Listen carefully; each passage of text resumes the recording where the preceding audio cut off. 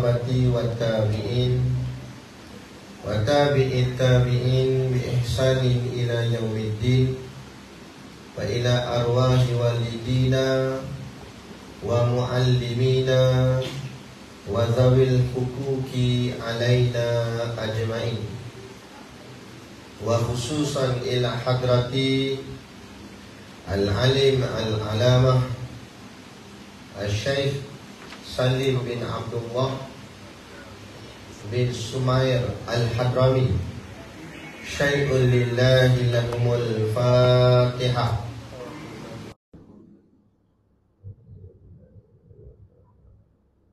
Bismillah. Alhamdulillah. Maliki yaumiddin. Iyyaka na'budu wa iyyaka nasta'in. Ihdinas siratal mustaqim.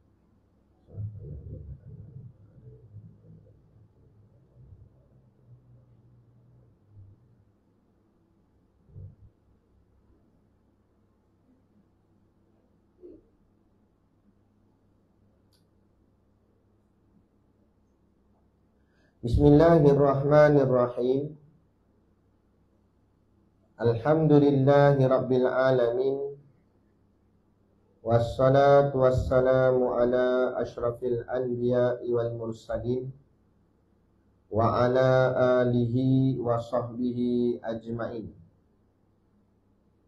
Subhanaka la ilma lana illa ma 'allamtana innaka antal alimul hakim. Rabbi shrah li sadri wa yassir li amri wahlul 'uqdatam min lisani yafqahu qawli. Wala haula wala quwwata illa billahil aliyyil azim. Amma ba'd. Berkata hukama, man qalla sidquhu qalla sadiquhu. Barang siapa sedikit kebenarannya atau kejujurannya, qalla sadiquhu, maka sedikit pula lah temannya atau kawannya.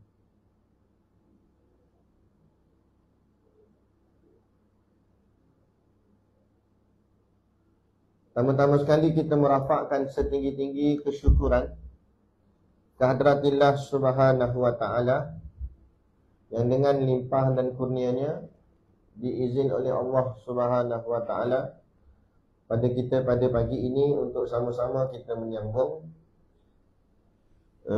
pengajian kitab kita, iaitu kitab Safinatun Najah. Moga-moga dengan pengajian ini akan mengelokkan lagi urusan ibadah kita kepada Tuhan kita, sehinggalah ibadah itu diterima Allah sebagai ibadah yang sempurna, dan akhirnya kita ditempatkan di tempat yang sempurna, yakni di dalam syurganya nanti di hari akhirat kelak, insya-Allah. Amin ya rabbal alamin. Yang saya hormati pengasas mudir Encik Ismail dan seisi keluarganya, dan juga ahli jawatan kuasanya, guru-guru yang amat kita sanjungi, alim ulama, tuan-tuan guru, ustaz, ustazah yang hadir pada pagi ini. Mohonlah ditegur kepada hamba yang fakir dalam bidang ilmu ini. Sekiranya apa yang disampaikan dan dikongsikan ada salah dan silapnya, yang kita kasihi ayah-ayah, ibu-ibu, pemuda-pemudi, adik-adik muslimin dan muslimat yang dirahmati Allah sekalian. Kita sambung dekat, lama dah tak tangan. Kat mana?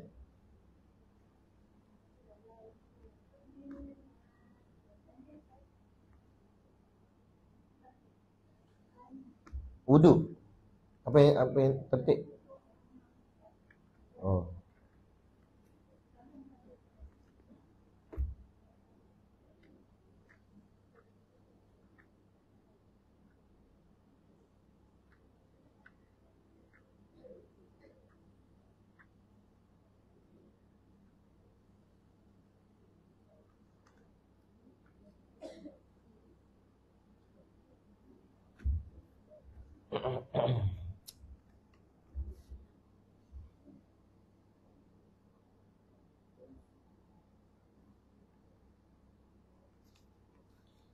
Furudul wudu' isittatun. Tu dah.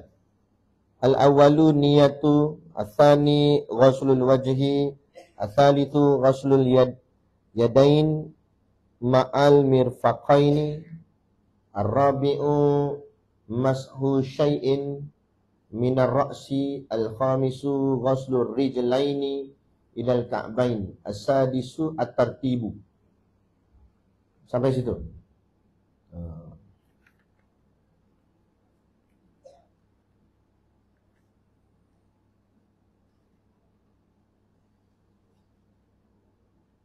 Saya dah cerita satu-satu niat macam mana apa semua ke belum? Sudah. Mana cara-cara ambil wuduk tu semua dah selesai dah.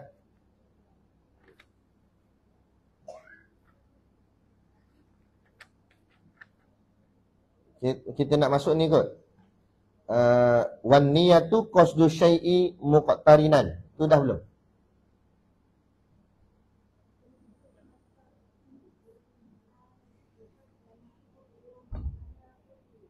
Kat mana? Tertib belum? Oh, tertib belum. Basuh kaki apa semua dah? Belum juga?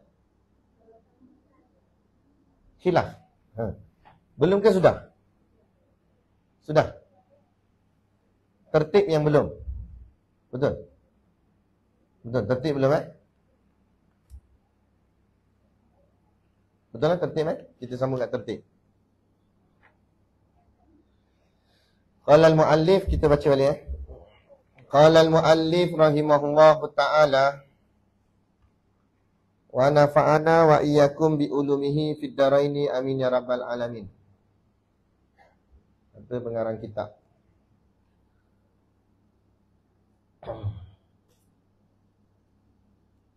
Furudul wudu'i sittatun.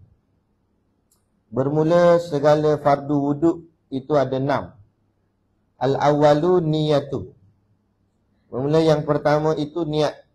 Athani ghuslul wajhi. Bermula yang kedua membasuh muka. Saya dah ceritakan had muka macam mana. Athalithu ghuslul yadain ma'al mirfaqaini. Yang ketiga basuh tangan beserta dua sikunya. Saya dah tunjuk dah mana had tangan. Ar-rabi'u mashu syai'in minar ra'si. Yang keempat, menyapu sebahagian daripada kepala. Mana had kepala. Al-khamisu ghuslur rijlaini ilal ka'bain. Yang kelima, membasuh kedua kaki hingga ke buku lali, mata kaki. As-sadisu at-tartibu. As-sadisu artinya yang keenam. Yang keenamnya at-tartibu. Tertib. Apa itu tertib?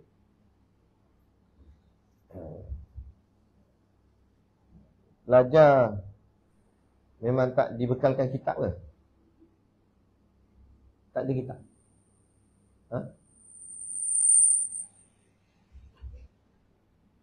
Tak ada kitab. Anda tanya, bukan anda marah. Anda tanya dia, ada kitab ke tak ada kitab? Tak ada. Jawablah tak ada kan. Tak ada. Takkanlah tak ada. Bukan kita marah. Cuma mungkin boleh diusulkan kepada Tuan Ismail kan. Kalau boleh belilah kitab. Kitab Jawi murah je. Tak mahal pun. Kitab saya ni. Tak ada, harga pun tak ada lah. Tapi murah je, tak mahal. Dalam berapa ringgit je? 3-4 ringgit macam tu je. Tak sampai puluh pun. Ringgit-ringgit je. Sebab bila kita mengaji tak ada kitab, pertama sekali tak ada berkat. Yang pertama. Yang kedua, bila berkat tu tak ada, nak faham tu susah. Biasanya kalau mengaji tanpa kitab, dia tak faham. Sebab dia nak faham macam mana kita baca ni, dia tak tahu kita baca kat mana. Apa yang kita tengah baca, apa yang kita tengah bahas, apa yang kita tengah hurai. Dia bila mengaji ni dia ada dua makam, dua kedudukan. Satu namanya muta'alliman, satu lagi namanya mustami'an. Mustami' ambil daripada perkataan sami'a, yakni mana dengar. Dia jadi orang yang mendengar. Duduk dengar. Gitu. Dengar ni masuk telinga kanan, keluar telinga kiri. Sebab tu walaupun kita rajin pergi majlis ilmu, tapi kita tak dapat mengamalkan ilmu. Percayalah cakap saya. Kita tak boleh nak buat. Kita tak boleh nak amal. Balik rumah tak boleh amal. Sebab kita hanya dengar. Dengar sahaja. Berbeza dengan muta'alliman. Muta'allim ni ta'lim. Dia mengaji. Dia belajar. Dia kitab, dia salin, dia tulis, dia catat. Oh kat sini maksud basuh kepala macam ni. Bila dia faham, dia balik, dia boleh amal. Dia boleh buat. Dan tujuan kita menuntut ilmu sebab kita nak beramal. Dan bila kita beramal, kita dapat pahala. Dan bila kita dapat pahala, kita dapat masuk syurga. Itu dia punya rentetan kunci dia. Tapi kalau macam mana kita nak masuk syurga kalau kita tak dapat pahala? Macam mana kita nak dapat pahala kalau kita tak beramal? Macam mana kita nak beramal kalau kita tak berilmu? Sebab amal dikira sah dengan adanya ilmu. Baru sah. Tanpa ilmu, amal dikira tidak sah. Benda kita buat tu jadi tak betul. Okey? Okay, kita sambung. Berkenaan dengan tartibu, tertib. Secara ringkasnya tertib ni apa? Tertib ni maksudnya ikut urutan. Itu maksud tertib. Secara ringkas. Tapi kita nak kita pergi lebih detail ikut kat kitab kita lah. Baik. Tertib iaitu melakukan satu persatu rukun-rukun wuduk. Yang dikatakan fardu wuduk tu kita buat dia satu-satu. Dan buat pula ikut dia punya kedudukan. Yang pertama-pertama, yang kedua-kedua, yang tiga-tiga. Jangan tunggang terbalik. Maksudnya kalau yang pertama tu niat dulu. Yang kedua basuh muka nombor 2. Nombor 3 basuh tangan, nombor 3 barulah yang ketiga basuh tangan. Jangan basuh muka dulu, lepas tu baru niat, lepas tu basuh tangan, lepas tu basuh kepala, lepas tu basuh kaki, lepas tu baru basuh muka pula. Tak boleh macam tu. Main terabur-terabur itu tak boleh. Okey, saya bagi satu persoalan. Dia ambil uduk. Dia niat. Lepas tu dia basuh kepala. Lepas tu dia basuh kaki. Lepas tu dia basuh muka. Lepas tu dia basuh tangan. Soalan, mana yang sah, mana tak sah? Ke pening? Soalan pun pening lah. Dia niat ambil uduk. Lepas tu dia pergi basuh kepala. Benda pertama dia buat basuh kepala. Orang patut basuh muka kan? Dia pergi basuh kepala. Mungkin dia pening kot itu. Kan? Mabuk ketum tu. Lepas-lepas niat dia pergi basuh kepala. Lepas tu basuh kaki. Basuh muka, basuh tangan. Soalan saya, mana yang sah, mana tak sah? Niat sah lagi. Yang lain semua tak sah. Tak betul. Niat dia sah, basuh muka dia sah, basuh tangan dia sah. Yang tak sah, basuh kepala dengan basuh kaki. Sebab apa? Sebab basuh muka masih lagi tertib, basuh tangan tu masih lagi tertib. Sebab tertib apa? Sebab basuh muka dia selepas niat, basuh tangan dia selepas basuh muka. Tapi basuh kepala, basuh kaki tu tak tertib. Jadi kalaulah terjadi macam tu, contoh, dia niat, dia basuh kepala, basuh kaki, basuh muka, basuh tangan. Baru dia teringat, apa aku pergi basuh kepala dulu? Jadi lepas basuh tangan tu dia nak kena buat apa? Basuh kepala balik, basuh kaki balik. Supaya basuh kepala tu jadi tertib balik. Basuh kaki tu jadi tertib balik. Macam tu. Boleh faham? Itu maksud tertib. Mesti ikut urutan. Okey. Melakukan satu persatu rukun-rukun wuduk daripada niat sehingga membasuh kedua kaki. serta kedua buku lali. Jadi satu-satu sampailah basuh kaki. Ia dinamakan tertib hakiki nama dia. Tertib yang sebenarnya. Kadang-kadang dalam keadaan tertentu ia tidak disyaratkan begitu. Sebagai contoh, seseorang yang membenamkan dirinya ke dalam air atau menyelam sambil berniat wuduk disebut sebagai tertib takdiri. Dalam bab tertib ni ada dua pula. Satu namanya tertib hakiki, satu lagi namanya tertib takdiri. Tertib hakiki, tertib yang kita buat satu-satu macam tadi tu. Niat, basuh muka dulu, lepas tu baru basuh tangan, lepas tu basuh kepala, lepas tu basuh kaki. Tertib tu namanya tertib hakiki. Satu lagi namanya tertib takdiri. Takdir. Tertib takdiri ni, contoh dia ambil uduk dengan cara terjun dalam kolam. Jadi kalau terjun dalam kolam, macam mana nak kira muka dulu, lepas tu baru tangan, lepas tu baru kepala, lepas tu baru kaki. Takkan masa dia terjun tu, muka, tangan, macam tu. Takkan dia nak bengkok-bengkok badan dia. Tak? Jadi terjun, gum sekaligus. Sekaligus tu, dikira masuk muka, tangan, kaki, tu semua serentak. Serentak tu dipanggil tertib takdiri. Jadi, di sini kita dapat satu ilmu. Boleh tak boleh ambil uduk dengan cara terjun dalam kolam? Boleh.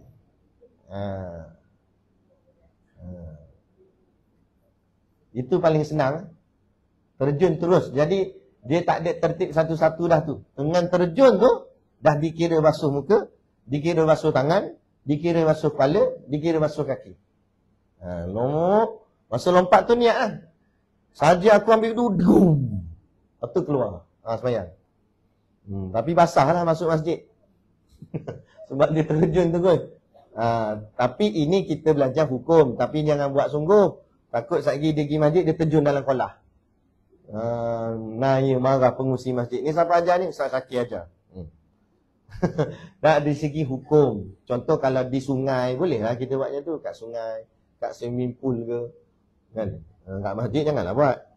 Tapi nak cerita, boleh. Sebab dia dikira sudah basuh muka, basuh tangan, basuh kepala dengan basuh kaki. Itu dipanggil istilahnya tertib takdiri. Sah wujudnya, wuduknya. Sekalipun dia tidak lama di dalam air tersebut. Tak mesti nak kena duduk lama dalam kolam tu. Sekali terjun, lepas tu bangun terus. Dah dikira sah.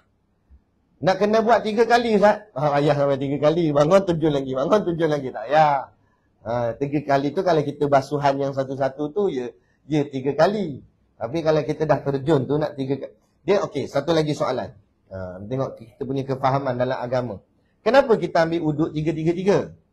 Basuh muka 3, basuh tangan 3, sapu air kat kepala 3, basuh telinga 3, basuh kaki 3. Kenapa 3-3-3? Adik, kenapa 3-3-3? Betul lah tu, memanglah ikut sunnah. Ada asbab lain selain daripada ikut sunnah. Memang ikut sunnah Nabi. Selain tu lagi, kenapa dia 3? Kenapa tak buat 1 je?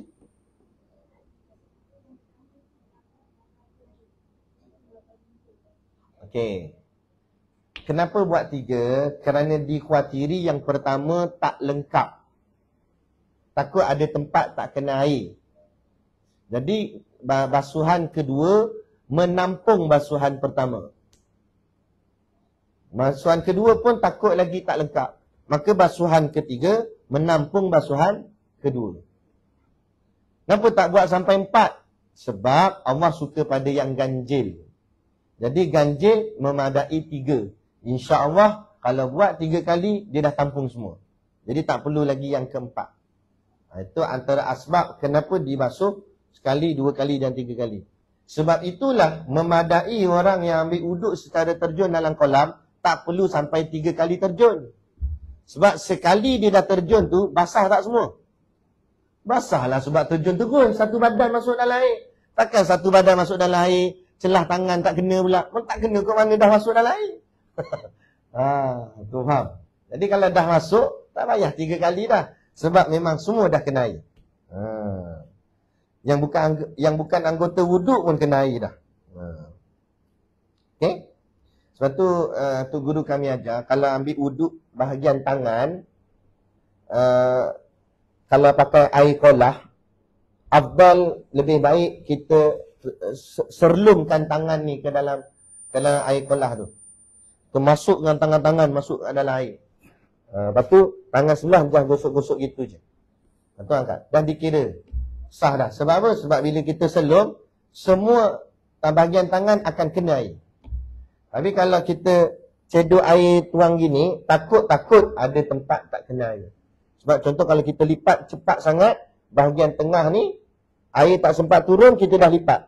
Jadi bila kita buka lipatan, tengok bahagian sini kering. Jadi bila kering, dikhawatiri wuduk tidak sah. Boleh? Gitu. Bahagian tangan lah. Kepala jangan selum kepala pula. Aku tengok pelik pula, ni apa hal ni? Dengan kepala dia terjun. Kan? Kepala, sebab kepala tak wajib basuh. Kepala menyapu saja. Kita dah tunjuk dari tu. Just basahkan tangan dan sapu je. Tak payah sampai air banyak. Bahagian kepala. Okey. Jadi sah wuduknya sekalipun dia tidak lama di dalam air tersebut. Kerana ada tertib dengan beberapa lahzah, beberapa detik yang pendek. Sudah memadai. Permasalahan. Sekiranya ada 4 orang yang membasuh 4 anggota orang lain serentak. Yang dikira dan boleh dipakai ialah mukanya saja jika ada niat di situ. Ni dia cerita, ni dia buat contoh aja. Ada 4 orang. 4 orang ni ambil wuduk, tapi setiap seorang ambil satu anggota. Orang yang pertama basuh muka, orang yang kedua basuh tangan, orang yang ketiga basuh kepala, orang yang keempat basuh kaki. Jadi siapa wuduk dia yang sah? Orang yang basuh muka. Tapi tak sah habis lagi lah. Tapi nak ceritanya dia basuh muka tu sebab tertib. Yang basuh tangan tak pakai, basuh kepala tak pakai, basuh kaki tak pakai. Sebab tak ikut tertib. Jadi buat contoh.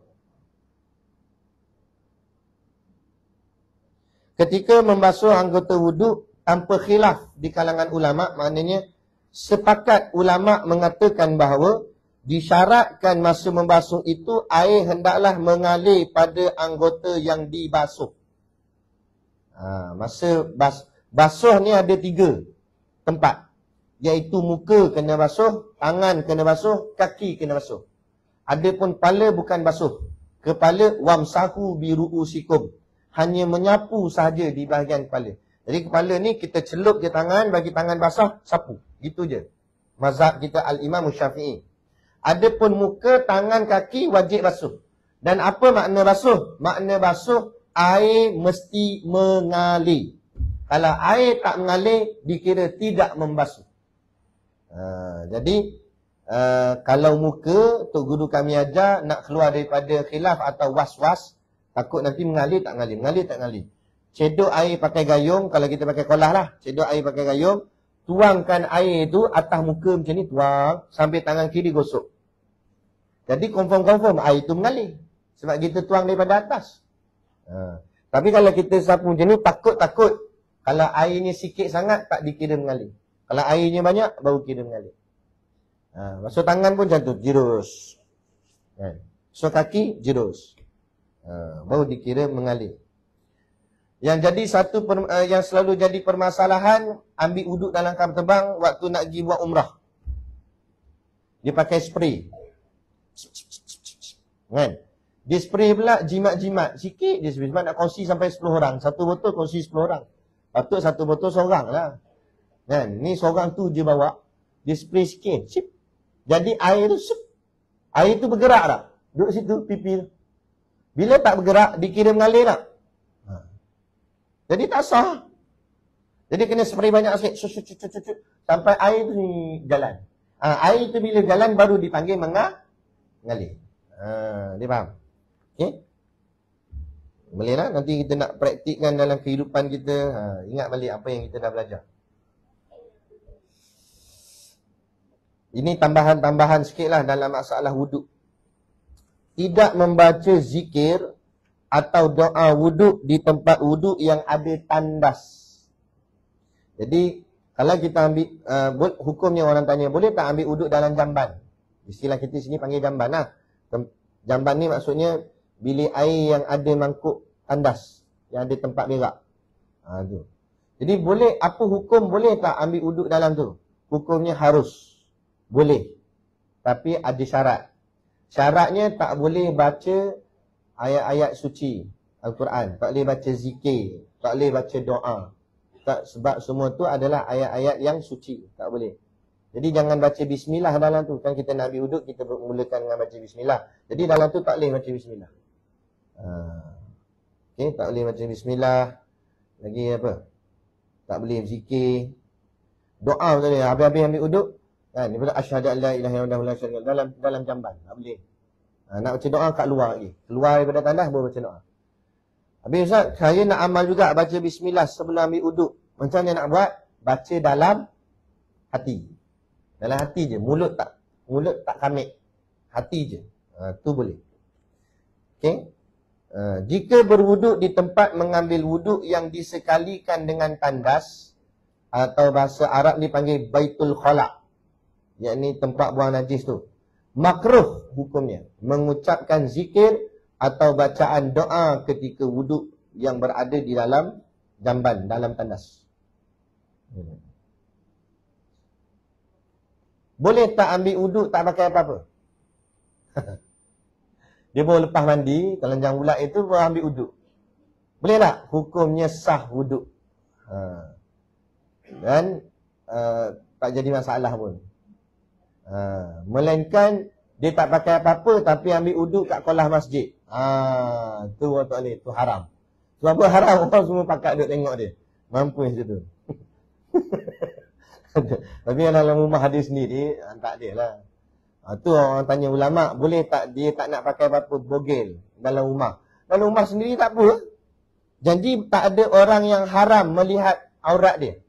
Dia kita kena faham apa makna aurat. Makna aurat ialah orang yang haram melihat benda yang haram baginya. Macam tu. Lebih kurang macam itulah bunyi dia. Benda bukan kan? Aurat ialah benda yang haram dilihat oleh orang yang haram melihatnya. Benda yang haram dilihat oleh orang yang haram melihatnya. Okey. Contoh, suami isteri haram tak melihat badan suami isteri pasangan masing-masing. Haram tak? Tak haram. Tak haram maknanya tak ada aurat lah antara suami dan isteri. Jadi dia laki bini kat rumah tak pakai apa-apa. Tapi tak ada orang lain, dia je. Tak ada masalah. Tapi pastikan langsir tutup elok-elok lah. Jangan ada lubang-lubang sekejap lagi orang sekodeng. Tapi dia saja tak masalah. Jangan ada cucu. Ada anak ke tak boleh lah. Dia saja tak masalah. Faham? Tak sungguh dalam perbahasan fiqh ulama. Sampai untuk guru kami buat contoh. Kami di pondok lah. Pondok cuti. Semua orang pakat balik belaka. Dengan tok guru pun balik kampung. Tak ada siapa. Tinggal dia seorang tak balik kampung. Sebab dia kena jaga lembu, jaga kambing kat pondok. Kalau semua balik, nanti lembu ni habis siapa nak bagi makan. Dia seorang dia tak balik cuti. Yang lain semua balik cuti. Tak ada siapa di pondok. Bangun-bangun pagi, lepas mandi dia tak pakai apa-apa. Dia ambil mesin rumput, dia mesin. Kambing tengok. Dah dosa tak? Tak dosa. Sebab apa? Sebab kambing tak haram melihat aurat dia. Lembu tak haram, binatang tak haram. Yang haram ni orang yang haram melihat aurat dia. Tapi kalau ada lintah kapal terbang ke helikopter, orang tu teropong tengok, oi, tak pakai apa-apa. Baru jadi haram. Sebab ada orang yang melihat dia. Tapi kalau tak ada, tak ada. Tapi kalau kita nak buang air kecil kat dalam tandas, kan tandas kampung-kampung kadang ada lubang-lubang tu kan. Tengah buang air, cicak tengok. Cicak tengok gitu. Kita pun, tutup cepat-cepat. Apa ni, mana boleh tengok? Tak, dia tengok tak apa. Walaupun dia bunyi. Tak apa. Sebab tak ada aurat antara kita dengan cicak tu. Kan? Jadi, kena faham juga tu. Kan?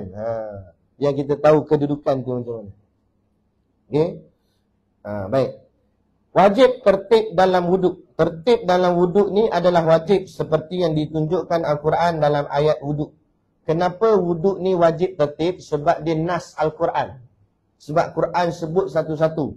Fagsilu wujuhakum wa aydiyakum ilal marafiq dia sebut satu-satu. Bila Quran sebut, basuh muka dulu, lepas tu baru basuh tangan, lepas tu baru basuh kepala, lepas tu baru basuh kaki. Menunjukkan bahawa tertib itu hukumnya wajib.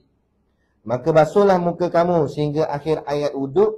Dan dalam hadis Nabi ketika haji wida', di mana Nabi kita bersabda, ibda'u bima bada'allahu bih. Mulalah dengan apa yang Allah suruh untuk bermula dengannya, iaitu sa'i bermula daripada Bukit Safa. Jadi kalau apa yang Allah suruh sesuatu dimulakan, bermakna itu ada tertibnya, maka kena ikut tertib. Kemudian kita tambah sikit sunat-sunat wuduk, sunat-sunat wuduk. Kita belajar ambil wuduk ni, basuh niat, dia ada 6 semua. Yang pertama niat, yang kedua basuh muka, yang tiga basuh tangan, yang keempat basuh kepala, kelima basuh kaki, yang keenam tertib. Soalan saya, kenapa tak ada sebut basuh telinga? Tapi kita buat. Itu menunjukkan apa? Basuh telinga itu sunat sahaja hukumnya, bukan wajib. Jadi kalau dia macam nak cepat-cepat sangat, nak ada benda nak disegerakan, dia meninggalkan perbuatan sunat tu, sah wuduk dia, tak ada masalah. Jadi dia tak basuh telinga, sah. Sebab telinga bukan wajib, telinga sunat. Tapi kalau dia meninggalkan basuh tangan, tak sah. Sebab tangan tu wajib. Okey. Yang pertama sunat wuduk ialah bertasmiyah. Tasmiyah tu apa? Bismillah. Atau membaca basmalah. Cuma basmalah dengan tasmiyah apa beza? Kalau basmalah dia penuh. Bismillahirrahmanirrahim. Itu namanya basmalah. Kalau tasmiyah dia setengah. Bismillah. Itu je. Itu dipanggil tasmiyah. Jadi tasmiyah pun boleh, basmalah pun boleh. Afdal mana? Afdal basmalah sebab dia penuh. Bismillahirrahmanirrahim. Baca penuh. Tapi syarat macam tadilah. Kalau di tempat yang bukan jamban, boleh kita baca dengan kuat. Tapi kalau dalam jamban, baca dalam hati sahaja. Sunat bertasmiyah di pertengahan wuduk. Jika terlupanya membaca di awal wuduk. Okey, kalau tengah-tengah ambil wuduk, sampai kat tengah-tengah dah basuh kepala. Baru teringat, tadi tak baca bismillah lah. Boleh baca bismillah waktu basuh kepala tu. Sunat juga kita membaca ta'awuz. Apa maksud ta'awuz? Ta'awuz tu, a'udzubillahi minasyaitonirrajim. Ini pun sunat. Jadi baca tu dulu. A'udzubillahi minasyaitonirrajim. Bismillahirrahmanirrahim. Lepas tu baru ambil wuduk. Supaya apa kita baca ta'awuz ni? Sebab wuduk ni ibadat. Dalam ibadat setan akan kacau. Sebab tu kita ambil wuduk kadang-kadang tak serius main-main. Sambil ambil wuduk senyembang. Kan? Jah, orang tak ingat je. Kan? Dia kahwin seorang lagi. Sambil basuh muka. Tu jadi akhirnya tadi aku dah basuh tangan belum? Dia tanya kawan dia pula. Jadi kita jadi lalai. Jadi auzubillahi minasyaitonirrajim, jangan ada gangguan. Ya, kita fokus. Sebab bila wuduk kita khusyuk, solat kita khusyuk. Kalau wuduk kita main-main, sembahyang kita pun akan jadi main-main. Jadi kunci khusyuknya solat bermula daripada wuduk. Jika selepas wuduk baru teringat, belum lagi membaca basmalah, tidak sunat lagi membacanya. Dah habis dah wuduk, dah lupa baca bismillah tadi. Adakah kena baca balik bismillah? Tak ada. Tak payah baca dah sebab dah habis dah. Dah terlepas. Yang kedua, membasuh kedua telapak tangan sehingga pergelangannya sebelum memasukkannya ke tempat air. Jadi awal-awal sebelum kita ambil wuduk, tadi kita auzubillahi minasyaitonirrajim, bismillahirrahmanirrahim. Cedok kalau pakai kolah lah. Ambil gayung, cedok air dalam kolah, basuh tangan. Basuh tangan ni bukan basuh tangan yang ambil wuduk tu. Basuh tangan sini je. Sebab kita tak tahu tangan kita ni pegang macam-macam. Takut nanti kotor. Kita basuh dulu. Okay, itu sunat. Kita basuh. Dan kalau tak basuh, tu ambil wuduk, sah tak wuduk. Cuma ni sunat. Lebih baik kita basuh dulu. Basuh dulu. Yang ketiga, berkumur-kumur. Madmadah. Berkumur-kumur. Sama ada di edar-edarkan di dalam mulut atau tidak. Maksudnya di itu ke ataupun masuk keluar macam tu je. Ataupun dua-dua boleh kata ulama. Cuma mana afdal? Afdal goncangkan dalam mulut dulu. Tapi jangan lama sangat 2 jam. Naklah sekejap aja. Kadang-kadang tui. Yang lagi bulan Ramadan, lagi rajin dia buat. Yang masalahnya, yang pertama keluar, kedua keluar, ketiga senyap. Tak tahu gimana air tu. Kan? Ditelannya. Kalau sengaja telan, batal wuduk. Tak sengaja, dimaaf. Yang keempat, memasukkan air ke hidung dan mengeluarkannya. Dalam masyarakat dipanggil istinsyak. Adalah lebih afdal mengambil air dengan tapak tangan, separuh dimasukkan ke dalam mulut dan separuh lagi ke dalam hidung. Okey, istinsyak ni, masukkan air dalam hidung ni, hukumnya sunat. Macam mana nak buat? Kalau orang tak pandai buat, dia akan terus naik ke bulan. Tahu? Sedut-sedut. Air sampai ke otak tu pergi. Jadi macam mana nak buat? Mula-mula tarik nafas dulu. Lepas tu, tapi dah cedok lah air siap-siap. Bila cedok kat tangan, air tak banyak. Tapi kita tarik nafas siap-siap. Lepas tu baru letak kat hidung. Masa kita tarik nafas tadi, dia ada sikit lagi ruang udara yang kita belum sedut. Yang tu kita sedut tu, bau dia akan masuk setakat sini, keluar balik. Bukan ambil baru nak sedut. Ambil, memang planet Pluto singgah bulan, patah balik Marikh dia pergi. Habis tak tahu dia ke mana. Hai macam tu. Kan? Jadi tarik dulu. Lepas tu baru yang hujung tu sedut sikit. Baru dia masuk ke hidung, keluar sikit. Kalau baru-baru first time nak buat, dia payah sikit lah. Baru dia nak latih kan. Tapi kalau dah biasa, dia steady je, tarik sok gitu. Tapi yang paling afdal, guna air yang sama, itu komoh, itu juga sedut. Tapi bukan air komoh pergi sedut. Geli lah. Kan? Maksudnya, ambil air, separuh tu sedut, separuh lagi masuk hidung. Macam tu. Itu yang paling afdal. Macam tu. Itu paling afdal. Okey. Kalau nak ikut sunnah Nabi lah. Lagi yang ke berapa? Yang kelima, mengusap seluruh kepala jika ada songkok atau serban di atas kepala dan orang yang mengambil wuduk tidak berhajat untuk membukanya, maka boleh menyapu di atas songkok atau serban tersebut. Dia pakai serban, tak nak buka serban. Ambil air wuduk, sapu ke serban. Tapi dia kena usap seluruh kepala dia. Kalau pakai serban, kena seluruh kepala. Kalau tak pakai serban, baru sebahagian je. Tapi kalau pakai serban ni, kena usap. Okey. Baik. Lagi yang ke berapa dah? 3, 4, 5, 6.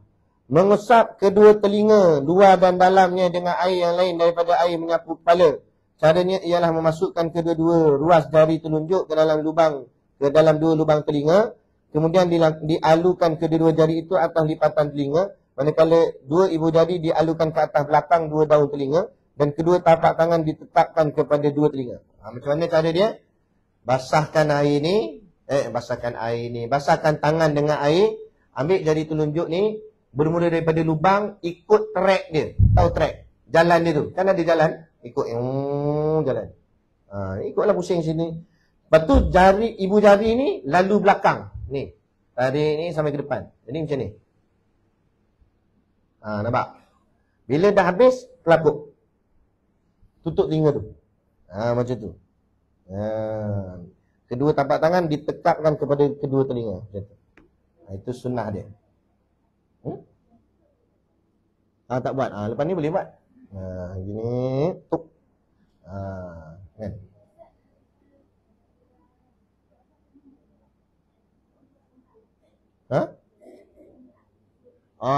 Nak serentak pun boleh.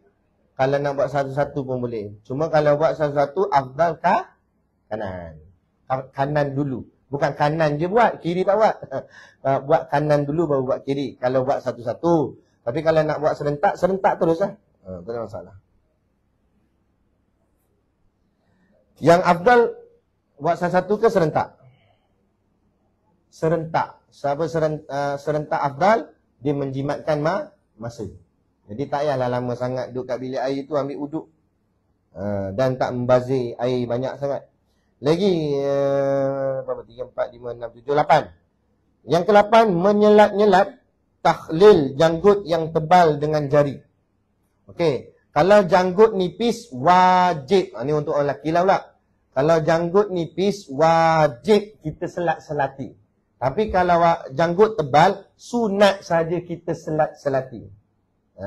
Sunat aja. Jadi kalau orang janggut tebal, dia gosok-gosok ini tarik je tu je. Dah cukup.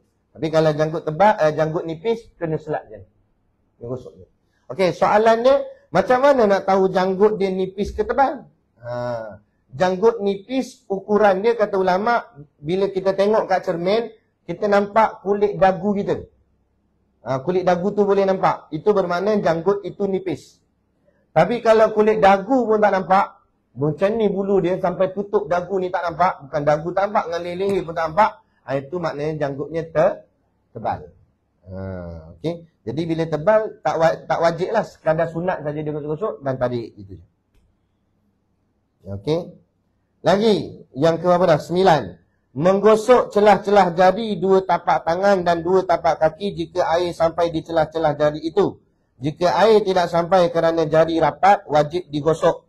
Caranya ialah untuk tangan, pancarkan jari-jari kanan kepada jari-jari kiri yang sebelah atas atau sebaliknya.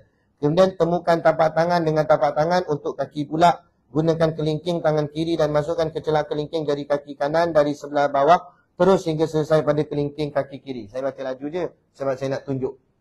Kalau basuh tangan, sunat, okey, macam ni. Dia kata, kalau jari kita jenis renggang, jari tak besar lah, jari halus-halus je, sunat kita celah-celahkan. Masa basuh tangan tu celah-celahkan. Kalau basuh tangan kanan, tangan kiri yang celahkan. Tangan kiri, tangan kanan yang celahkan. Macam tu. Tapi kalau jari tu jenis tebal, gemuk-gemuk jari dia, sehingga kan tangan dia jadi rapat macam ni. Kalau rapat, hukumnya wajib dicelahkan. Tapi yang tadi apa? Tadi sunat. Kalau jarinya renggang, sunat saja. Maksudnya kalau dia tak celah, sah wuduk. Tapi kalau jenis jari rapat, kalau dia tak celah, tak sah wuduk. Sebab bila rapat, takut air tak masuk. Jadi wajib. Bukan sunat dah, wajib. Begitu juga dengan kaki. Minta maaf ni, angkat kaki. Kalau kaki pula, guna jari kelingking, masukkan di celah-celah ni. Okey. Ni contoh kaki, ni jari kelingking. Masuk macam ni. Okey. Tapi, kalau nak buat macam tu, carilah tempat sandar atau duduk. Jangan buat dalam keadaan diri, jangan ingat kita steady sangat. Dulu boleh lah. Kan, budak masa zaman kecil boleh lah, badan ringan lagi lah ni. Buat gitu, gitu. Kan, kalau saya biasa ceramah kuliah kan banyak tempat. Jadi kadang tu pergi masjid-masjid belah kampung, dia punya style kolah macam kolah zaman dulu-dulu. Kalau kolah zaman dulu-dulu, dia ada step tangga, lepas tu kolah. Dia tak ada dinding, dia kolah terus, dia macam kolam. Itu kalau yang tu bahaya tu. Ambil uduk, tak pandai balance, gerbung terus dalam kolah. Jatuh. Mana? Jadi jaga-jagalah. Jadi cari tempat sandar ke, ataupun kadang banyak masjid dah dia buat tempat duduk. Duduk situ. Okey. Lagi, apa lagi sunat? Banyak sunat. Mendahulukan tangan atau kaki yang kanan daripada yang kiri. Istilah ni dipanggil takmin, mengkanankan. Atau tayamun. Bukan tayamum, tayamun. Itu mengkanankan. Dan kalau saya buat kiri dulu, Ustaz, apa hukumnya? Makruh. Makruh ni dosa tak? Saya saja nak tanya. Makruh dosa tak? Buatlah makruh 18,000 kali pun takkan berdosa. Sebab makruh bukan berdosa. Cuma makruh itu tak digalakkan.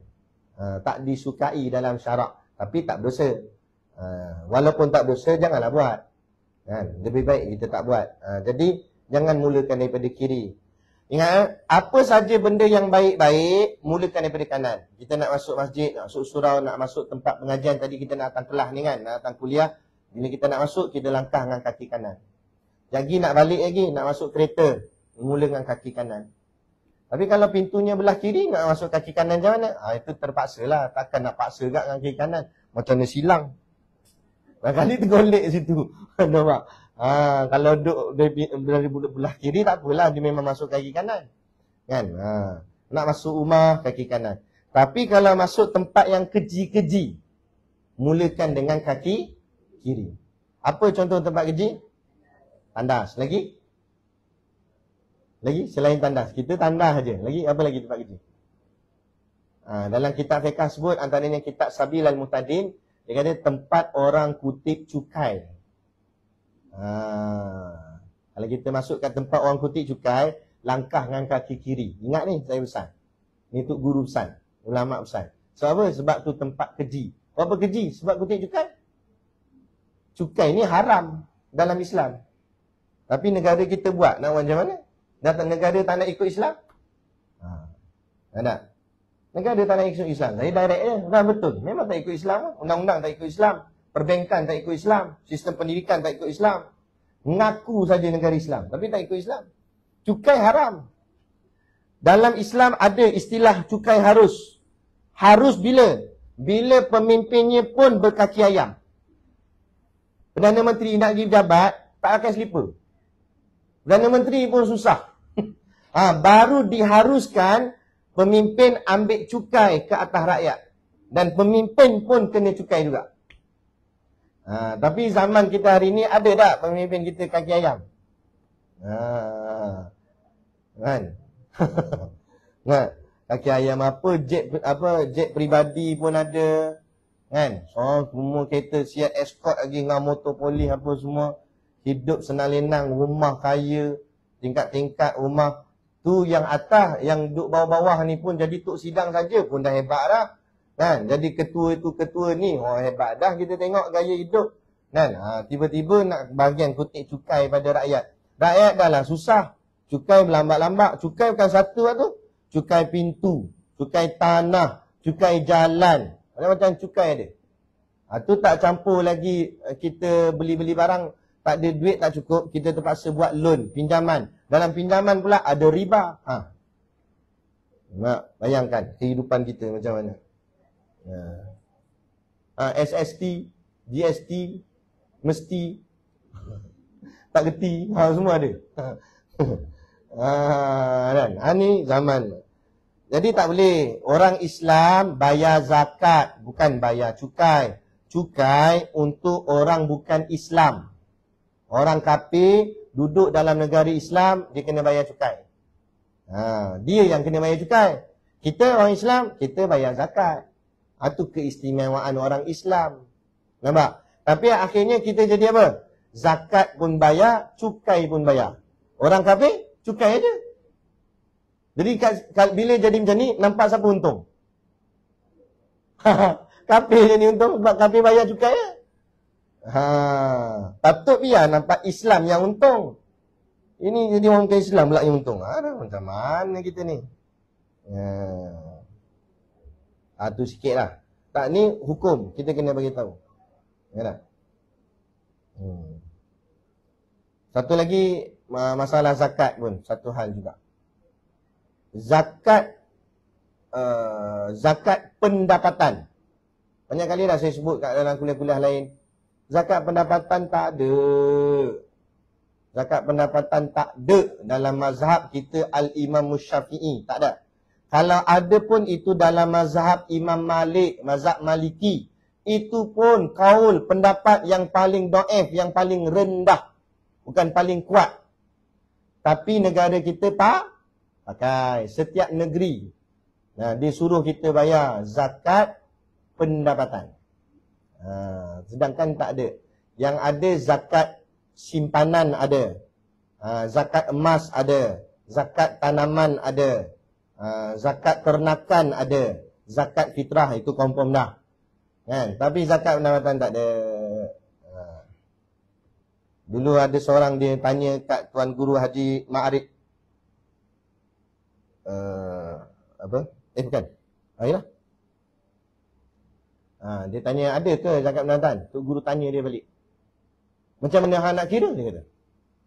Sebab zakat ni dia mesti ada haul, ada nisab. Pendapatan macam mana haul? Macam mana nisab? Jadi sebenarnya tak ada. Itu kaul yang lemah dalam mazhab Imam Malik.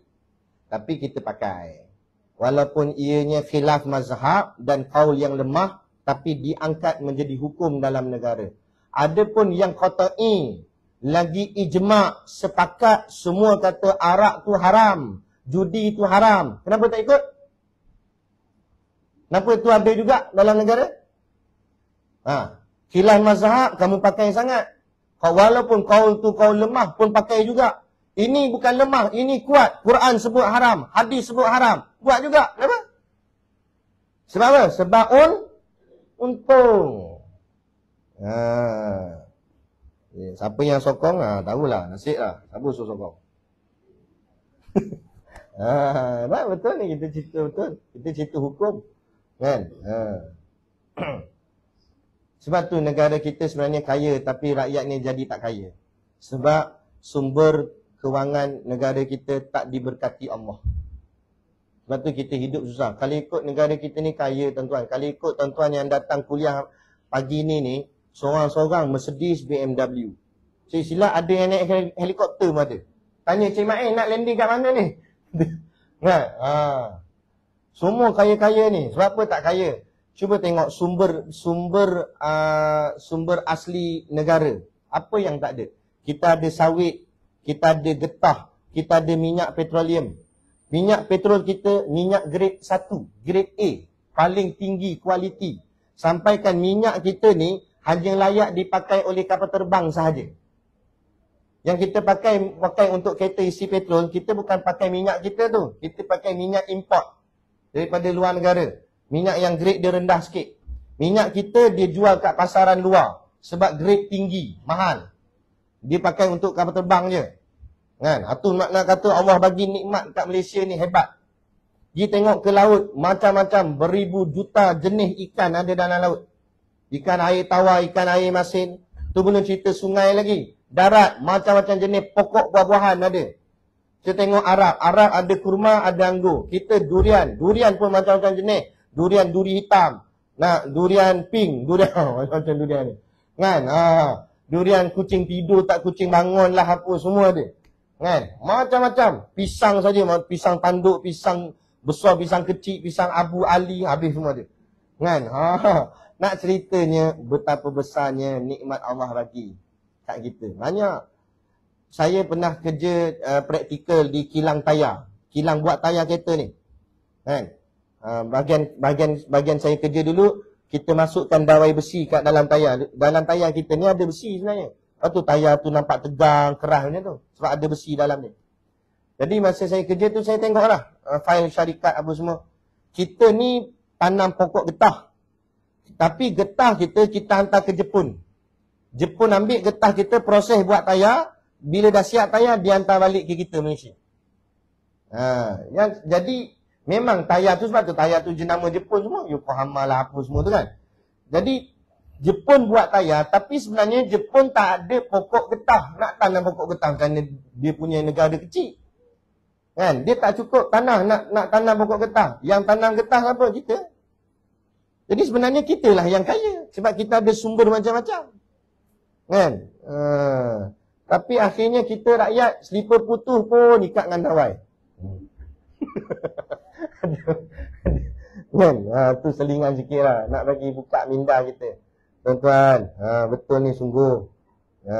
Sebab itulah tanda-tanda akhir zaman Nabi kata kekayaan negara berlega di kalangan ahlinya sahaja. Kroni-kroni dia sajalah, orang-orang dia saja yang dapat. Tak dibedakkan kepada keseluruhan rakyat. Walaupun teruk-teruk UAE, United Arab Emirates, Abu Dhabi, walaupun teruk-teruk Abu Dhabi, walaupun negara dia pun tak adalah nak kata bagus sangat pun tak juga. Tapi teruk-teruk dia pun dia jaga rakyat dia. Saya dengar cerita orang kat sana walaupun tak ada kerja tetap dibayar gaji oleh kerajaan. Duduk nganggur kat rumah ya, tak ada kerja apa, tapi ada juga dapat gaji bulan. Tapi tak banyak lah, tapi adalah juga dapat. Kalau dia kerja lagi banyak gaji dia. Macam tu. Nak cerita sebab kayanya. Padahal kaya tanah Arab ni paling kaya pun sebab minyak. Dia sebab dia ada telaga minyak banyak, dia jadi kaya negara Arab. Tapi kalau ikut kita Malaysia lagi kaya daripada Arab. Sebab apa? Kita bukan setakat ada minyak, lebih pada minyak kita ada. Petroleum, minyak sawit ada, macam-macam ada. Itu. Baik. Dah tu. Banyak sangat dah.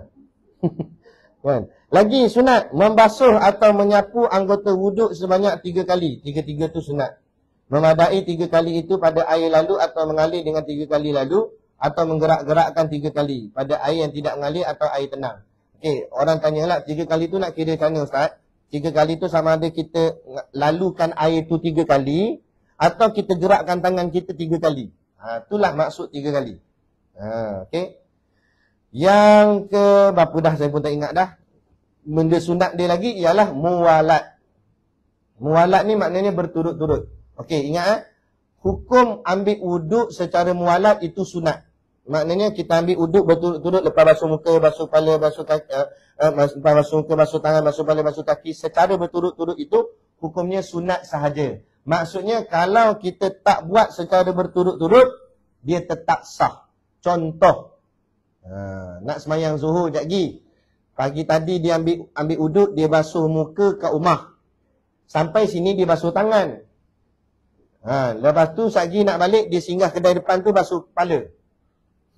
Sampai kat masjid lagi baru basuh kaki. Lepas tu dia semayang. Sah tak? Sah. Sebab apa? Sebab dia masih lagi tertib. Walaupun tidak berturut-turut. Tapi tertib ada. Okey? Gitu. Jadi tak ada masalah. Iaitu tidak berhenti lama atau rukun wuduk. Kadarnya ialah anggota yang telah dibasuh belum kering sebelum basuh anggota yang selepasnya. Cuma ada pendapat kata kalau kita ambil wuduk basuh muka, lepas tu kita tinggal lama baru nak basuh tangan sampai air wuduk yang kat muka tu dah kering. Ada yang kata makruh. Itu saja. Tapi sah. Wuduknya sah. Kadarnya ialah anggota yang telah dibasuh belum kering sebelum basuh anggota yang selepasnya. Wajib muwalat bagi sahibud darurah, seperti orang yang kencing tak lawas, salisul baul, atau perempuan yang istihadah, atau orang yang selalu keluar angin, salisul rih, untuk mengurangkan hadas, darah atau kencing atau angin yang keluar. Tapi berbeza dengan orang yang ada penyakit. Ada 3 jenis penyakit. Nama dia salisul baul,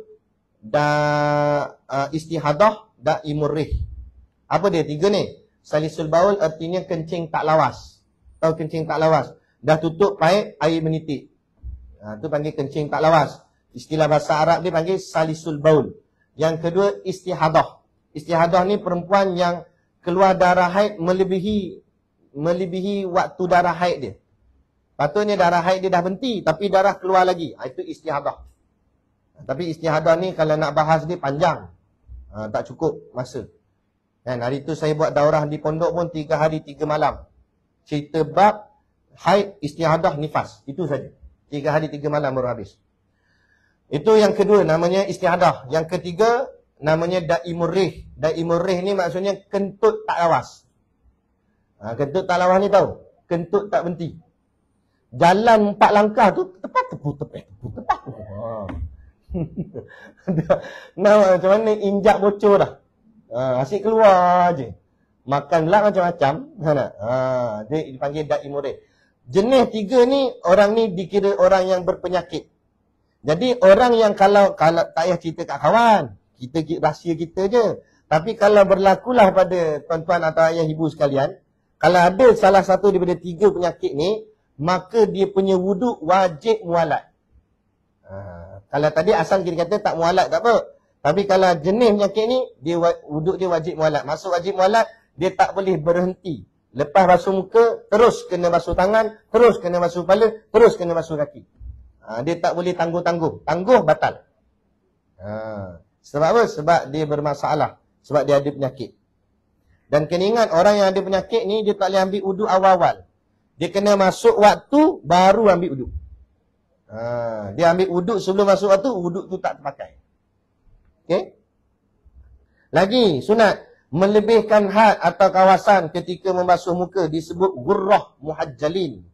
Bila kita basuh muka ke basuh tangan ke, lebihkan bahagian basuhan tu.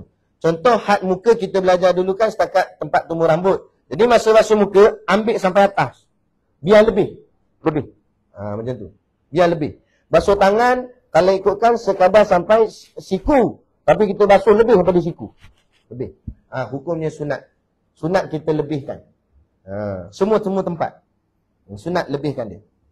Lagi yang terakhir, membaca doa selepas mengambil uduk. Bacalah doa selepas ambil uduk. Ini banyak kelebihan ni. Ada yang kata siapa yang amal membaca doa selepas ambil uduk, dia akan diselamatkan Allah nanti di hari akhirat. Di saat orang lain semua susah, dia senang. InsyaAllah. Kan? Baca. Bukan payah pun. Kan? Ikut kat buku tu. Mula-mula bacalah, lama-lama hafal lah. InsyaAllah. Kalau dah buat selalu diingat lah dalam kepala. Dalam kitab Kifayatul Ahyab ditambah beberapa lagi. Dia kata air tidak kurang daripada 1 mud. Kalau nak ambil uduk, jangan sampai melebih-lebih air.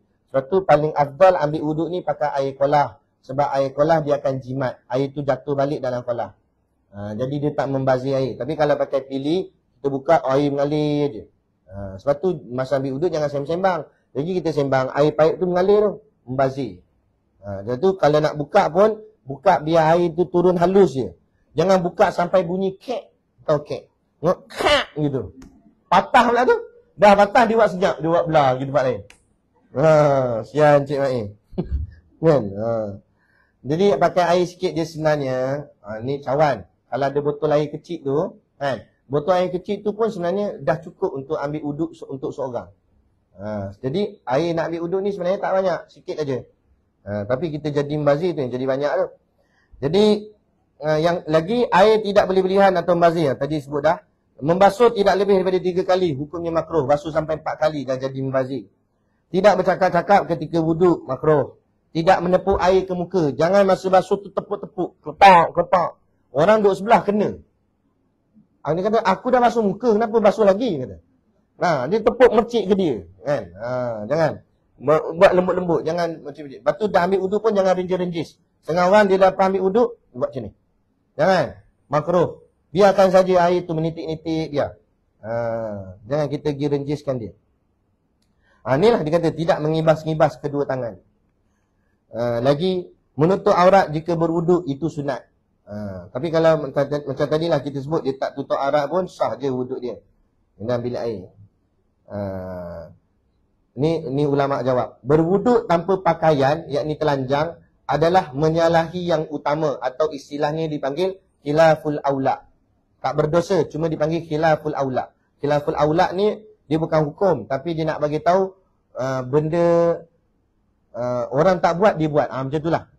Macam pelik aja, pelik. Tapi tak berdosa, cuma pelik. Malaikat pun pelik. Malaikat duduk sebelah kan. Oi, ambil wuduk pun okey kata. Kan? Contohnya tu. Pelik je, khilaful aula namanya. Lagi ditambah sikitlah bagi adik-adik ni. Memakai serban berdiri hukumnya adalah makruh. Bukan. Memakai serban ketika duduk hukumnya makruh. Jadi kalau nak pakai serban, hendaklah berdiri. Kerana dikatakan oleh sebagian ulama, siapa yang memakai serban ketika duduk boleh menyebabkan kemiskinan. Di situ ulama. Ini dalam kitab adab. Jadi kalau nak pakai serban, pakai dalam keadaan berdiri. Jangan dalam keadaan berduduk. Dia tak berdosa. Cuma adab dia tak cantik. Dan kata sebagian ulama menyebabkan jadi miskin.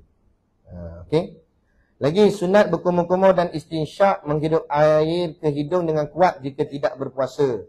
Kalau tak berpuasa, hidup kuat-kuat tu tak apa. Jika berpuasa, ulama khilaf. Ada yang mengatakan haram seperti pendapat Al-Qadi Abu At-Tayyib dan makruh seperti pendapat Al-Bandaniji. Ada juga yang mengatakan sebaliknya iaitu sunat tidak kuat ketika berkumur-kumur dan istinsyak seperti pendapat As-Sabah. Jadi kalau bukan bulan puasa, sunat kita sedut dia kuat-kuat pun tak apa. Tapi kalau bulan puasa, jangan sedut kuat-kuat. Itu pendapat-pendapat ulama dan pendapat itu masih lagi berlaku khilaf di kalangannya. Dalam perkara mengusap leher, kemudian timbul persoalan usap leher. Jadi usap leher ni pun berlaku khilaf di kalangan ulama. Menurut pendapat Imam Ar-Rafi'i mengatakan ia sunat. Sunat kita usap leher. Sebaliknya Imam Nawawi pula mengatakan ia tidak sunat. Jadi Imam Rafi'i dengan Imam Nawawi dua-dua mazhab Imam Syafi'i. Dia duduk dalam mazhab Imam Syafi'i. Tapi walaupun dalam mazhab Imam Syafi'i, dua pendapat ni khilaf. Imam Rafi'i kata sunat sapu leher. Imam Nawawi kata tak sunat sapu leher. Jadi kita nak ikut mana satu, dua-dua boleh ikut. Sebab dua-dua imam besar belaka. Bukan imam panco ke apa, bukan.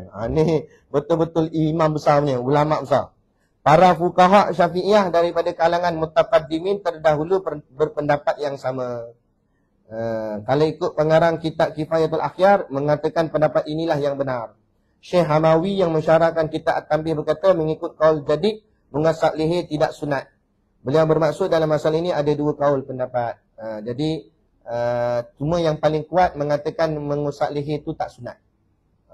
Okay? Jadi, sebab tu mengusap leher tak sangat dianjurkan oleh ulama'. Tapi kalau nak beramal, masih lagi ada hujahnya. Sebab ada pendapat ulama' kata sunat. Air wuduk Rasulullah. Sikit ni tambahan sebelum kita nak balik. Rasulullah berwuduk dengan satu mud air. Satu mud ni maknanya macam satu bekas.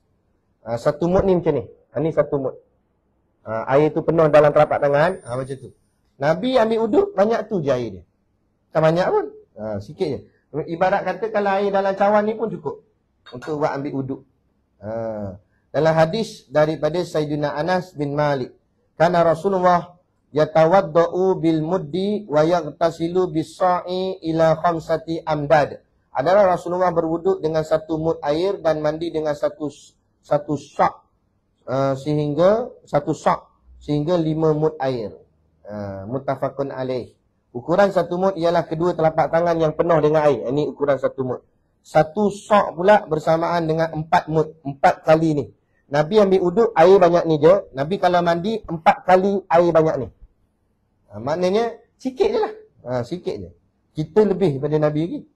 Dalam kitab Al-Fiqhul Islami wa Adillatuhu, Syekh Dr. Wabah Az-Zuhaili menyebutkan satu mud sama dengan 0.88 liter. Ni tak apalah, itu tak penting. Habis selesai. Itulah tertib.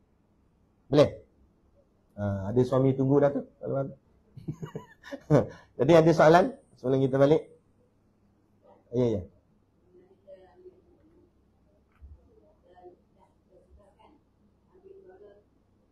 Kita lap. Okey, apa sebab lap? Saja. Kalau saja makruh. Tak boleh. Lebih baik jangan lap. Biarkan saja dia menitik ke, dia basah ke. Sebab air itu air ibadah. Satu. Yang kedua, air itu akan jadi saksi kita nanti di hari akhirat. Mana tempat yang basah tu, itulah tempat yang akan bercahaya nanti di hari kiamat. Jadi biar dia basah. Biar dia, nanti dia akan bercahaya. Cuma, sebab tu saya tanya apa sebab lap. Kalau lap tu sebab ada penyakit ke apa ke, tak boleh kena air, takut nanti dia akan lagi jadi rosak kulit ke. Kita lap kat situ tak apa, sebab ada sebabnya. Tapi kalau tak ada sebab, tak payah lap. Biarkan aja. Okay? Okay, ada soalan dia? Orang yang kat tangan orang lain, yang tanya orang lain. Okey, nama.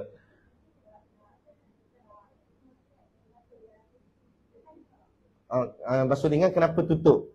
Okey, bagus. Apa fadilat dia? Okey. Fadilat wallahu alam, cumanya kenapa tutup? Okey, pertama sebab kita mula pusing aja. Lepas tu kita lalu kan. Lepas tu kita tutup tu supaya nak bagi semua bahagian telinga kena. Jadi kita telangkup ni, dia bukan tutup macam ni je, tutup sampai tolak lah. Macam tu. Nak bagi, akhirnya semua bahagian telinga tu kena. Fadilat dia mungkin kerana cahaya juga tadilah, supaya telinga kita pun bercahaya. Dan antara, kalau kita mengaji Hidayatul Salikin pula, Hidayatul Salikin, kitab tasawuf. Yang ni kita mengaji ni kitab fiqah. Dalam Hidayatul Salikin, dia ajar juga cara ambil uduk, tapi cara tasawuf pula. Cara tasawuf ni, masa ambil uduk, doa, minta Allah gugurkan dosa. Basuh muka, gugur dosa muka. Jadi masa basuh telinga, gugur dosa telinga. Sebab apa? Sebab dosa telinga pun banyak. Apa? Dengar kawan ngumpat. Kita bahagian iya je. Betul-betul, aku setuju. Betul-betul. Jahat. Bahagian tukuk tambah. Tapi telinga ni masuk. Jadi masuk, biar Allah gugurkanlah dosa-dosa tu.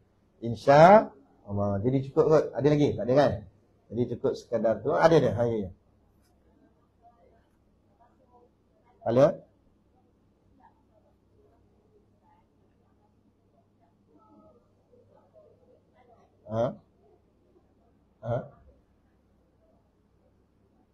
Buka rambut depan ni. Okey. Rambut yang berikat ke macam mana?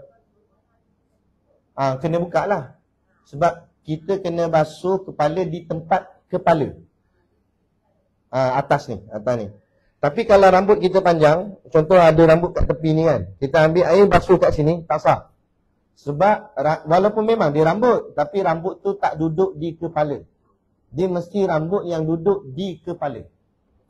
Kalau rambut yang tak duduk di kepala, tak sah. Dia mesti rambut yang duduk di kepala. Okey? Ya, boleh.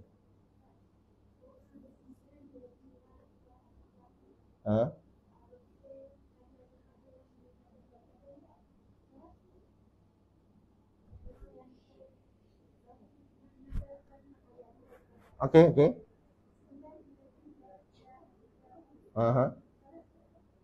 Syarah sikit.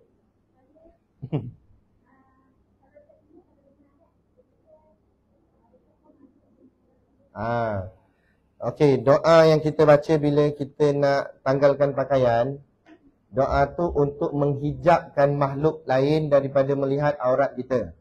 Makhluk lain selain daripada manusia. Kalau manusia kita buka baju kat depan orang batu baca tu, dia nampak juga. Kan? Depan orang baca bismillah, telanjang. Memanglah dia nampak. Tapi ni untuk makhluk yang halus. Kita duduk dalam bilik. Sebab makhluk halus ni banyak. Silat-silat makhluk halus ni lagi banyak daripada makhluk yang nampak ni. Sebab untuk seorang perempuan saja ada 70 ekor iblis ikut dia. Bukan 7 ekor, 70. Itu baru setan. Malaikat rokit atik. Lepas tu ada malaikat hafazah, malaikat yang jaga diri kita daripada kalau kita terjatuh dia tolong sambut. Itu namanya malaikat hafazah. Malaikat mulhim yang bisik kat telinga kita benda-benda bersuruh buat benda-benda baik. Jadi makhluk keliling ni banyak. Itu baru malaikat dengan iblis. Jin tak masuk lagi. Jin ada juga ni hidup dalam silap rumah kita berkongsi dengan rumah jin, kita tak tahu. Rumah dia sama. Dia pun duduk situ, kita pun duduk situ. Tu yang kadang-kadang kita balik rumah anak kat Kuala Lumpur, jiran kita nampak ada kita kat dalam rumah. Padahal tak ada. Tu mungkin jin yang duduk menumpang di rumah kita juga. Jadi makhluk lain ni banyak. Jadi nak bagi dia terhijab, tak nampak aurat kita, kita baca doa tu. Jadi bila kita baca, dia tak nampak aurat kita. Dan ini penting. Lagi-lagi pada jin. Sebab jin, hidup dia macam kita. Dia ada lelaki, dia ada perempuan juga. Dia ada jantina. Dan dia ada perasaan macam kita ada perasaan. Kita, kalau lelaki tengok perempuan, suka tak? Suka. Perempuan tengok lelaki, suka. Macam tu juga jin. Jadi, bila kita main telanjang gitu je, buka baju apa semua, walaupun dalam bilik kita tak ada orang, kan? Tapi, takut ada jin jantan situ. Dia pun tengok, asyik. Akhirnya dia suka. Itu dipanggil jin asyik nama dia. Dia akan duduk dengan kita, dia suka dengan kita. Minta maaf cakap, saya terpaksa cerita agak sikit. Contoh kami dalam ilmu perubatan Islam, rawatan Islam, kami pengalaman ubat-ubat orang, kadang ada perempuan kena rasuk dan sebagainya. Antara tanda-tanda jin dah mula suka kat dia, dia bermimpi melakukan persetubuhan dengan lelaki yang bukan suami dia. Dalam mimpi tu. Mimpi tu pula persetubuhan, tapi bukan suami dia, lelaki, orang lain. Dia pun tak kenal siapa. Boleh jadi orang tu lah jin tu. Duk buat dengan dia. Sebab apa? Sebab jin tu dah suka kat dia. Sebab tu hati-hati. Tu yang kadang-kadang dia sakit ke apa. Ataupun kadang-kadang juga kalau jin tu dah terlampau sayang kat dia, jin tu sengaja buatkan hubungan suami isteri jadi panas. Sebab jin tu nak perempuan tu. Jadi dia suka buat hal kat rumah supaya nanti suami asyik nak marah dia. Marah-marah, akhirnya suami pun lafaz cerai. Dia sonok. Sebab dia jealous. Jadi tak nak bagi benda-benda masalah ni berlaku, antara ikhtiarnya dengan cara kita baca doa selama masa kita buka pakaian. Antara lain lagi, hidupkan suasana rumah dengan suasana masjid. Baca ayat Quran, solat jemaah, zikir kuat-kuat. Jangan buka lagu-lagu yang bukan kuat-kuat. Kalau setakat nak dengar lagu sikit-sikit, pelan-pelan dah lah. Jangan sampai kuat-kuat. Supaya rumah kita suasananya suasana masjid, barulah jin jahat dengan setan, dia tak boleh nak duduk dalam rumah kita. Yang duduk dalam rumah kita ni orang baik-baik je. Jin Islam, jin yang baik, malaikat, tak apa. Gitu. Boleh tak? Itu sikit perkongsian. Jadi cukup sekadar tu pada pagi ni yang dapat kita kongsi dan sampaikan. Moga-moga memberi manfaat kepada kita bersama. Kalau tak banyak, sikit pun jadilah insya-Allah. Jadi cukup sekadar tu. Wabillahi taufik wal hidayah. Assalamualaikum warahmatullahi wabarakatuh. A'udzubillahi minasyaitonirrajim. Bismillahirrahmanirrahim. Alhamdulillahirabbil alamin. Wassalatu wassalamu ala asyrafil anbiya'i wal mursalin wa ala alihi wa sahbihi ajma'in. Allahumma taqabbal minna salatana wa du'aana innaka antas samiul alim wa tub alaina innaka antat tawwabur rahim. Allahumma ja'al dinana dinan nabi Muhammadin sallallahu alaihi wasallam wa islamana islamal muslimin wa imanana imanal mu'minin wa salatana salatal khashiin wa a'malana a'malal solihin wa niyatana niyatal mukhlisin wa dhunubana ya Allah dhunubal mustaghfirin wa hayatana hayatal ulama wa mautana bimauti syuhada wa dikinal jannata ma'al anbiya'i alaihimus salatu wassalam. Rabbana atina fid dunya hasanah wa fil akhirati hasanah wa qina adzabannar wa qina adzabannar wa qina adzabannar. Wassallallahu ala khairi khalqihi sayyidina Muhammad wa ala alihi wa sahbihi wa sallam. Subhana rabbika rabbil izzati amma yasifun wa salamun alal mursalin walhamdulillahi rabbil alamin. Amin ya rabbal alamin. Taqabbalallahu minna wa minkum. Takbir.